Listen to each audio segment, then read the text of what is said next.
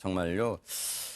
어르신들 요즘 뭐 손주들 많이 보시기도 합니다. 그런데 이 어르신 정말 충격에 휩싸였다고 합니다. 왜 그랬을까요? 김호인 변호사님. 네, 한 외할아버지가 계셨습니다. 근데 이 손녀딸을 극진히 아끼셨는데요. 이제 생후 7개월 정도 된 손녀딸인데 이제 자주 이제 왕래하고 손녀딸을 돌봐주셨는데 네. 어느 날 갑자기 딸 내외가 연락이 되지 않아서 그 불안한 마음에 그 딸 내외 집에 간 겁니다. 네. 딸과 그 남편의 집에 갔는데 네. 문이 잠겨 있어서 아무도 없어서 문을 열어봤더니 그 안에 한 종이 상자가 있었고요. 네. 너무 전해드리기 안타까운 말씀인데 그 종이 상자 안에 금지 오겹처럼 아끼던 그 손녀딸이 숨진 채 아이고. 발견되었습니다. 아니 대체 김기혁 아나운서 대체 네. 무슨 일이 있었던 걸까요? 대체 이 집에. 네, 일단 그 외할아버지가 발견한 상태에서는 말씀해 주신 것처럼 상자 안에 아이가 담겨 있었고 시신의 부패가 어느 정도 진행이 된 아이고. 상태였다고 합니다. 네. 그리고 머리와 양손, 양팔 등에 핥힌 상처가 있었다고 하고요. 핥힌 상처요? 예. 그리고 그 집에서는 강아지 2마리를 키우고 있었는데 네. 당시 발견이 됐을 때 상자 주변에 강아지들이 돌아다니고 있었다. 그리고 강아지의 배변으로 굉장히 지저분한 상태였다고 합니다.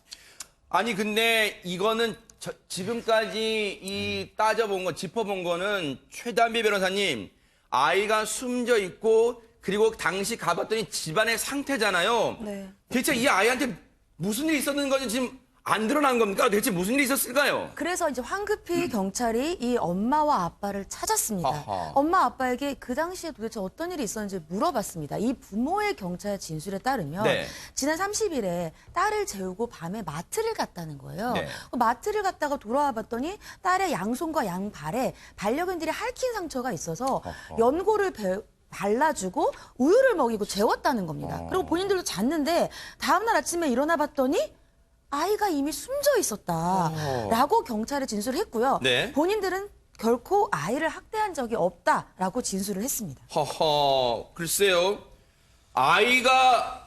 아이한테 반려견들이 핥힌 자고 있었고 연고 발라주고 분유 먹이고 재웠더니 다음날 숨져 있었다.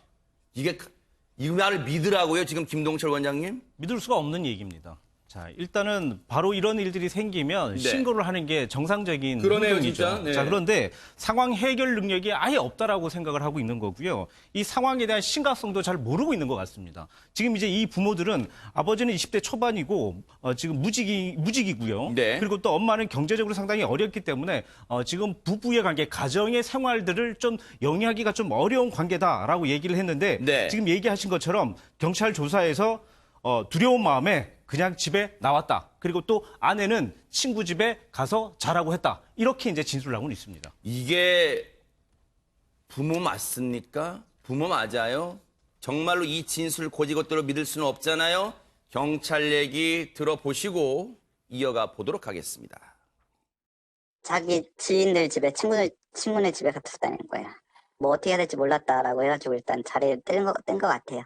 부부의 진술이 신빙성 있는지 어떤 그런 거에 대해서 다 확인하고 있고요. 다양한 가능성을 염두에 두고 가능성을 열어놓고 수사하고 있다라고 친구라든지 지인들 진술이라든지 핸드폰 지금 압수하는 거 있으니까 그거 포렌식 결과도 좀 나와서 확인해야 되고 CCTV도 확인하고 있고 하니까.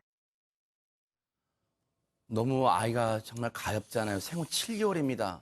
그런데 이 부모들 볼까요? 아빠란 사람이 21살. 일용직 근로자래요.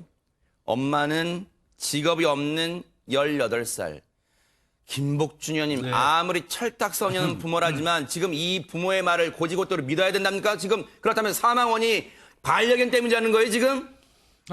이들이 이야기하는 거는 21살 아빠와 18살 엄마. 애들을 낳은 건데요. 잘 사는 사람도 있지만 가끔 사고들을 이렇게 내죠. 네. 아이 기르는 방법을 모르기 때문에. 근데 이제 이들이 주장하는 건 그거예요. 아이를 제가 알기에는 그 마르치스라는 강아지는 한 5년생 됐다고 그러고요. 네. 시벨리안 허스키라고 이건 좀 약간 맹견이에요. 큰 개입니다. 그러네요, 네. 그 개는 한 7개월 남짓 된 개라고 그러니까 제법 덩치가 있는 개예요. 네. 그 2마리가 있는 상태에서 7개월 된 딸을 놔두고 두 사람이 마트에 갔다 왔더니 시베리안 허스키 저 강아지가 발톱이 길어가지고 평소에 길었대요. 그러면 좀 깎아놓던지.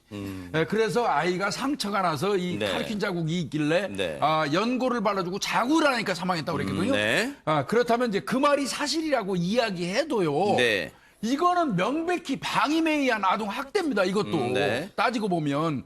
그래서 그 부분이 사실인지 여부도 또 따져봐야 되고요. 네. 지금 현재는 이 아이가 발견된 아이가 부패가 진행되고 있기 때문에 경찰이 사람에 의한 핥힘 자국인지 아니면 진짜 짐승에 의한 이 핥힘 자국인지를 부검 결과에 의해서 판단할 수 있다고 합니다. 네.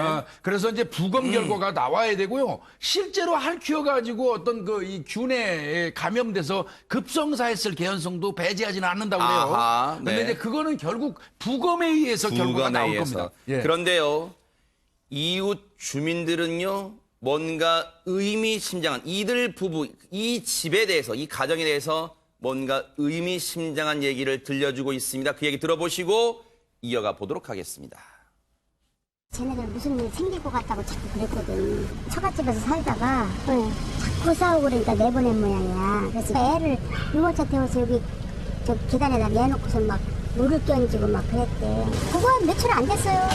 현관문 그때 유모차에 아기가 울고 있어가지고 놀래주려고 이렇게 안아줬는데 실을 많이 해서 그런지 옷이 좀 젖어가지고 그럴까봐 이제 그냥 운명 기적이라고 옷으로 그냥 갈아입혀주고.